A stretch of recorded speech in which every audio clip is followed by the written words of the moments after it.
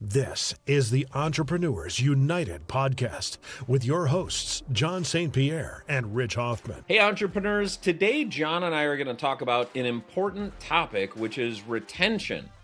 Because if we don't retain our people, it's really hard to maintain consistency of the brand, of the processes, of what exactly is being delivered. And John, I got to say, there are a couple people who have asked me in the last couple weeks just recently, hey, Rich, why do you think people leave companies? And my answer has been the same. And I just thought of it, and it was on the spot with the first person who asked it of me. And my answer is they lose hope. They lose hope in something that's important to them, whether it's hope in the career path, hope that they'd work things out with their direct supervisor, hope that culture would shift, hope that they could make the money they wanted.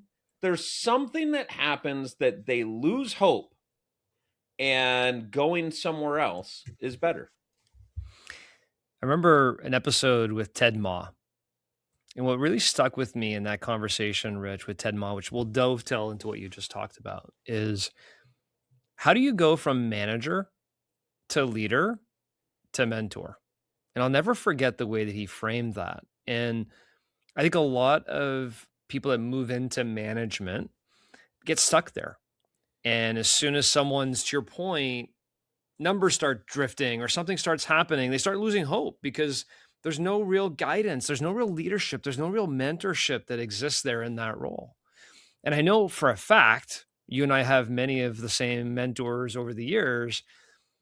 When you have a mentor that's truly invested in you, 360, they know what you're trying to accomplish in life. They're there for you in tough times. They're there for you in good times. They give you the tough love. They help you achieve the results you want. It's very hard to leave because you never lose hope when you have that mentor in that role. But when it's very management, and people would probably hear when I say management as micromanagement, that's not necessarily exactly what I mean. But if you're just being managed by your results and your numbers, there are ups and downs. Everybody has ups and downs. Pro athletes have ups and downs. You have to have the coach, the mentor that's there with you along for that ride. So to me, that's a very important component. And I also switch it the other way, Rich, which is, why do we as leaders or mentors or managers, whatever you want to call them, give up on people so easily as well? Because it's when you give up on those people and don't really invest truly in them that they give up hope in you. And so this thing just circles over and over. It's like a circular reference. By the way, I hate to quote ChatGPT, but I will. If you get on there and you ask, what are the top 3 predictors of turnover at a company? The top 3: relationship with direct manager. Speaking exactly to what you're talking about, John, that if you have a good relationship with your direct manager and you believe that person is a mentor for you, even if they're not an all-out mentor, but they provide you enough mentoring moments that it matters, that relationship with the direct manager is number 1. Number 2, perceived growth and future opportunity.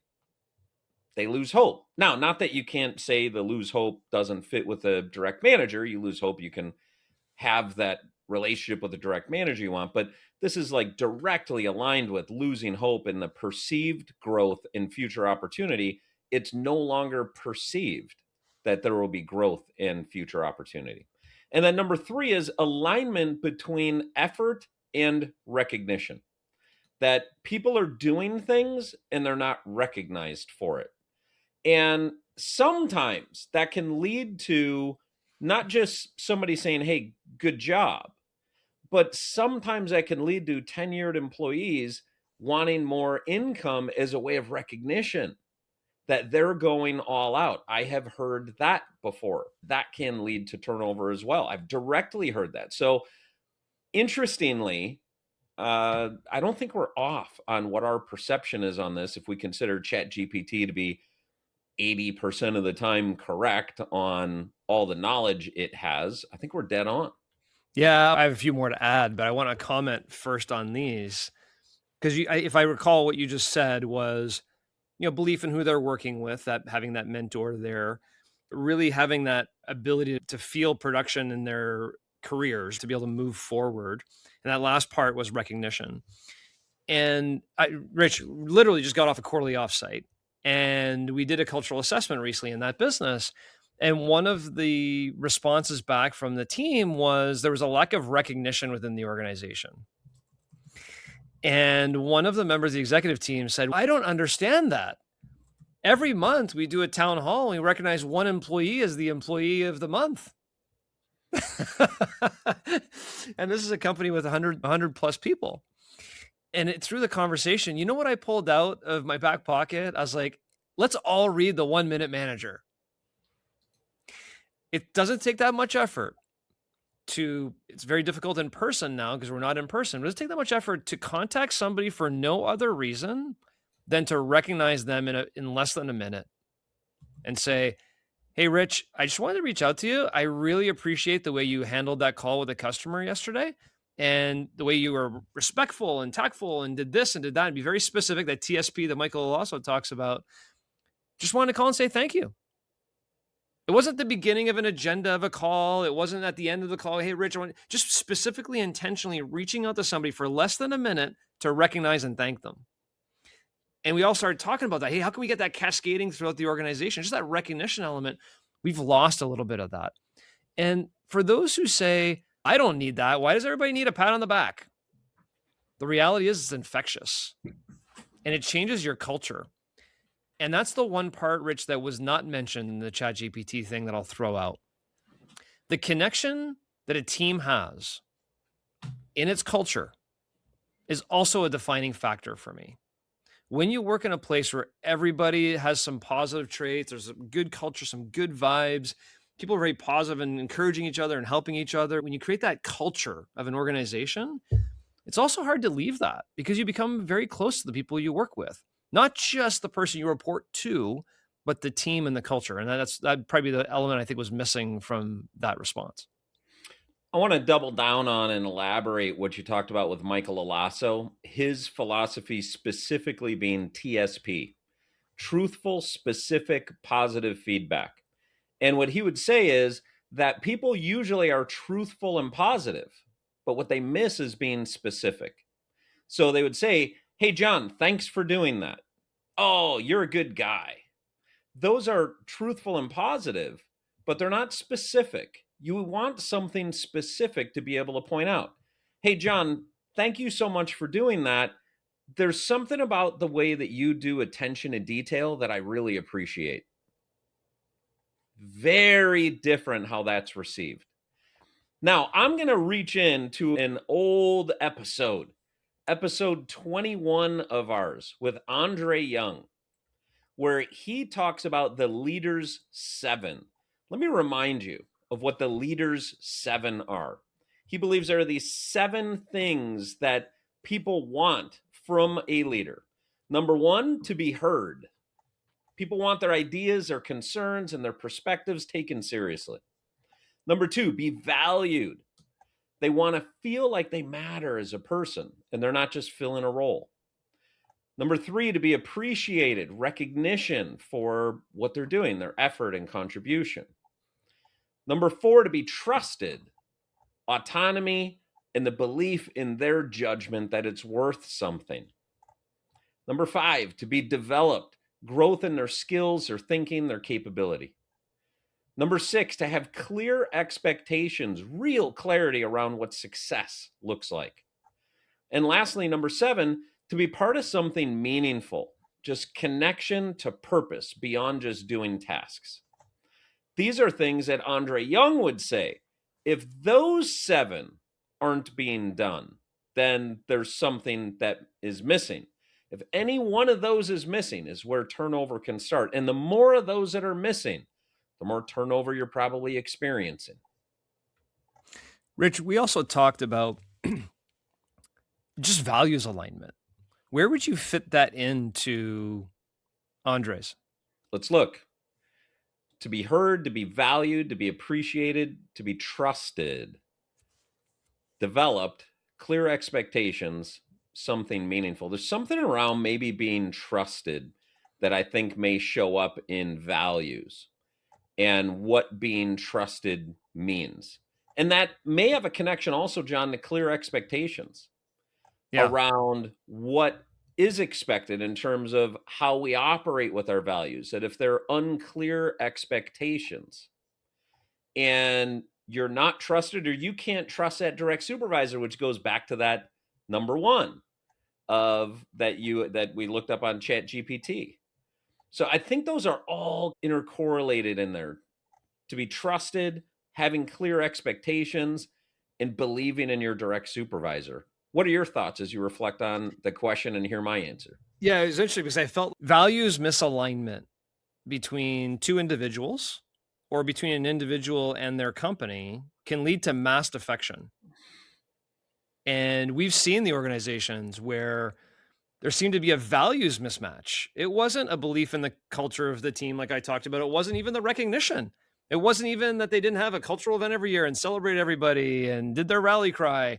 There was a values mismatch. They saw leadership, or they saw the poster on the wall and said, we're not living to those core values, which also brings me back a little bit. And you're going to have to remind me here in the moment. I'll have to look it up. The podcast we recorded with a guest that talked about the first 100 days. Randy Soma. Are you thinking of him who wrote Leadership? There you go. There's another one. Randy Soma, Leadership. Yeah. Yeah. And how many people, if you surveyed them that left a company and said, what was wrong with the leadership? Was it leadership or leadership? They'd say, yeah, it was leadership. And the way that he expanded on that was when the wall hanging in the boardroom isn't actually followed. Yeah. And it's really profit that's chased. I thought that was where you were going, but I think you were thinking of somebody else. You want them? Yeah. What I was talking about was the first 100 days. The first 100 days of a customer and the first 100 days of an employee, how important they are to educate that person on here's the values that who we are, right? As a company. And it's just bringing me back to how you set the expectations. You said that was one of the things too, in expectations. How you set the expectations, someone's coming to work for you. Here's what it means to work here. Here's the core value set that we have. And when properly defined and properly executed upon, people are there and they get what they expect. This is what I expected in this organization. When the expectations aren't clear and the values of the poster on the wall don't actually turn out to be true, that's when people are like, you know what? This is all BS. I'm out of here. While you were talking, and I was doing my best to listen and find the answer to your question, Joey Coleman. Yeah, there you go. Talked about the first 100 days experience audit. And that was the first 100 days of an employee and the first 100 days of a customer. Yeah. And by the way, it's cool as we're having this conversation. This was certainly not planned on our part, but the guests from the past that have all talked on this subject. Oh my gosh. We didn't plan all these episode drops, but it's as our mind is firing, it's, we had a guest on that. We had a guest on that. Correct. And if you go back in time here, Rich, and just think through these podcasts, obviously we're approaching close to 300 now. If you as a listener want to go back and revisit some of these, I would highly encourage you to do. As an example, Michael Alasso was episode 22, Rich. Randy, so that's the episode that talks about TSP and how to give very specific positive feedback. Randy Soma, Leadership, was episode number 24. Ted Coleman was 273. Joey Coleman, 273, first 100 days of an employee and customer. And then Ted Ma was 132. So there's some numbers for you if you want to go back and listen to some of those, because all of those were like just packed with information. I think, Rich, when I think about this, obviously you and I probably have to come down and when we conclude this, okay, 1, 2, 3, 4, 5. Forget about ChatGPT. What are ours? Yeah. As we look through it. What about the other side of the employee really enjoys the company, but they get let go? Because that is also a part of retention. What's your view on that in terms of where employers, managers, leaders, mentors go wrong, where they're not able to get that person to the area of performance they need them to be? Because when somebody doesn't perform, that leads to retention. And maybe it's you're executing the termination versus the employee leaving you. but there's still something wrong there. There's something wrong in the hiring. There's something wrong in the training. There's something wrong in the development of that person. What do you think we need to be thinking about in that area? I want to answer that, but my mind went a slightly different direction. I think the number one mistake that people make when they have to make a termination like that is they don't really consider the survivors in it. What they think about is the person who they're terminating and what they deserve or what they owe that person or how to exit with that person versus thinking about the rest of my company is still going to survive. And they're watching on how people are treated as they leave. And we want to look at it in those eyes, where we could say, what would this look like if you were just an employee and you didn't have all the information or all the HR stuff or all the performance stuff? What does this look like? What's a story that's going to be told around the rest of the company?